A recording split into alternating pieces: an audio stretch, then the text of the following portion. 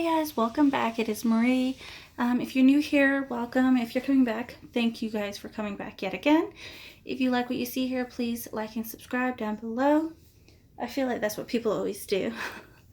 I just got out of the shower and in my bedclothes and all of that jazz. And I was getting ready to do my nighttime reading, and I realized that I had not one, two, three, but 4 new books this week I got in the mail that I had won.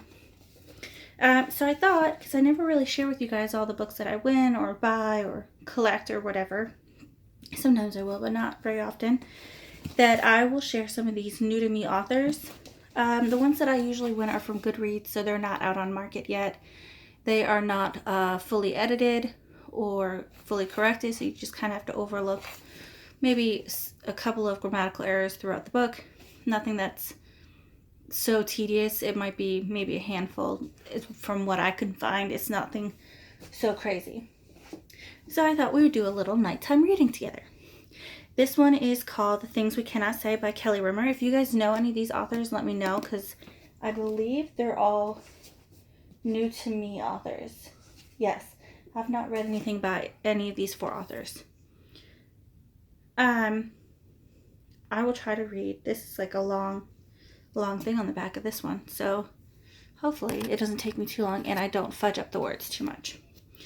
In 1942, Europe remains in the relentless grip of war. Just beyond the tents of the Russian refugee camp, she calls home. A young woman speaks her wedding vows. It's a decision that will alter her destiny, and it's a lie that will remain buried until the next century. Ooh. And it says if you're a fan of The Nightingale or The Lilac Girls, that you will adore this book. I think I have The Lilac Girls in a drawer that I have not yet read, or it might be The Girl with the Blue Shoes. I'm not sure. So I'm going to give this one a read. The back is a very long description. If I try to read all 4 books, long descriptions, it's going to be a very winded video, and I know I'll start to trip over the words, so I'll just read the short part for you guys. So that one is different than what I usually read, because I usually read suspense books. I don't think this is as much a suspense as it is going to be a drama.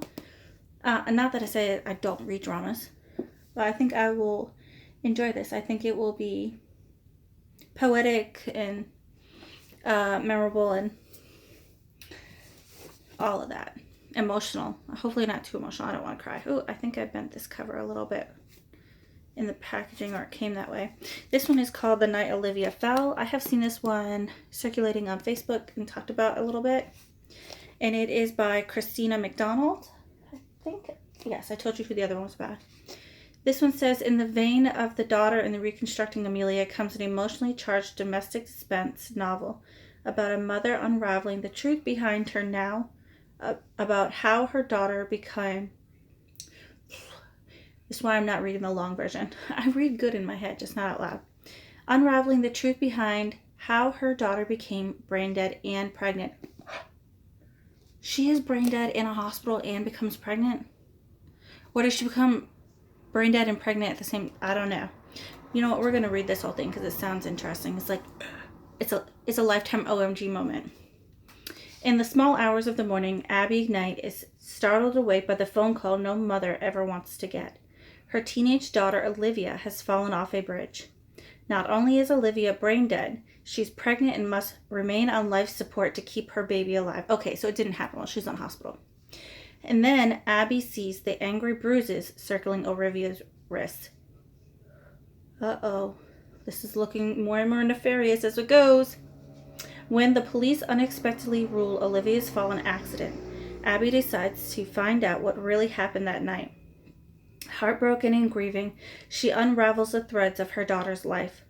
Was Olivia's fall an accident or something far more sinister? Christina McDonald weaves their suspenseful and heart-wrenching tale of hidden relationships, devastating lies, and the power of a mother's love. With flashbacks of Olivia's own resolve to uncover family secrets, this taut and emotional novel asks, how well do you know your children, and how well do they know you? I think I will really enjoy this book. This sounds like the same kind of like twisty, crazy stuff I like to read. Does that say a lot about me as a person? This one is a change from the one we just read. I actually won this several weeks before Christmas. I was hoping to get it earlier because I thought it'd be fitting to read before Christmas. This is, I've already read the back of this one.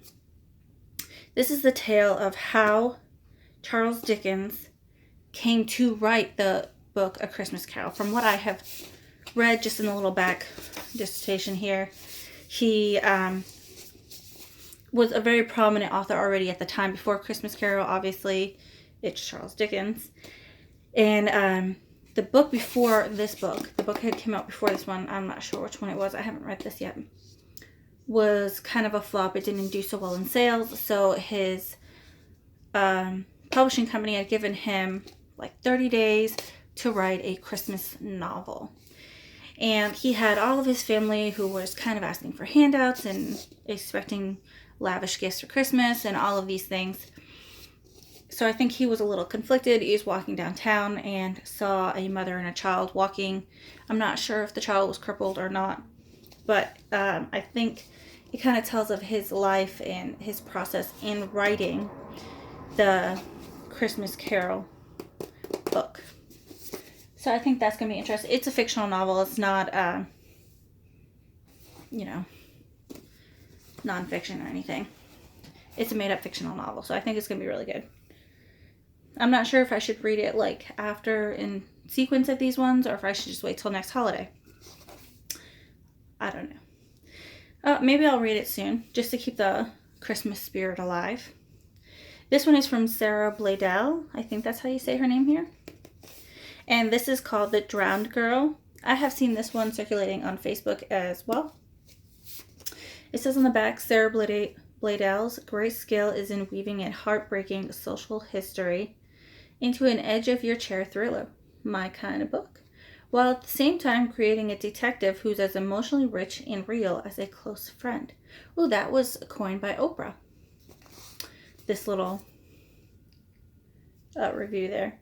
The Drowned Girl. It's clearly no ordinary drowning when a young girl is pulled from the watery depths, a piece of concrete tied around her waist, and two mysterious circle patches on the back of her neck.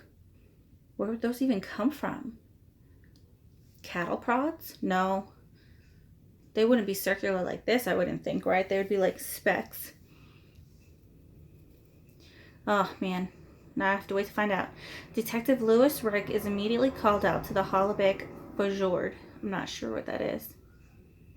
The town? Her name was Samara.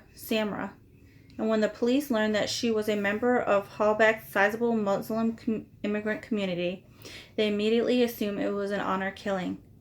Yet her mother insists Samara had done nothing dishonorable. I'm assuming with Muslim women, from what I heard, if they have sex before marriage or even have a relationship outside the Muslim community, it's considered dishonorable, or get pregnant outside marriage, then somebody from their family will kind of like a samurai killing. Not samurai, but they call it honorable killing. I don't know how it's honorable, but whatever. Louise must navigate the complex web of family and community ties in the small town's tightly knit Muslim community as she hunts a killer before he strikes again. Thriller master Sarah Bladel is in top form as Louise takes on what may be her most important and most deadly case yet. Well, apparently, I wonder if Louise is like a series. I wonder. And Karen Slaughter gave her a review up here too. It says, Sarah Bladel is a force to be reckoned with. If you haven't read anything by Karen Slaughter, I highly recommend her. She's amazing. So I think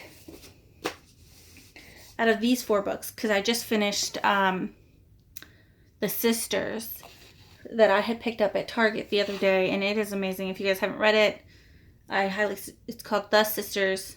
Man, I can't remember who the author was. I read it in like 2 days. So I need something new to read tonight, and I think this is going to be the one I start in tonight.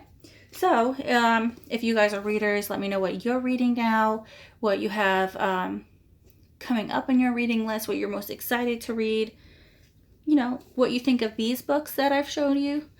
Let's chit-chat about it. All right, you guys, have a great night.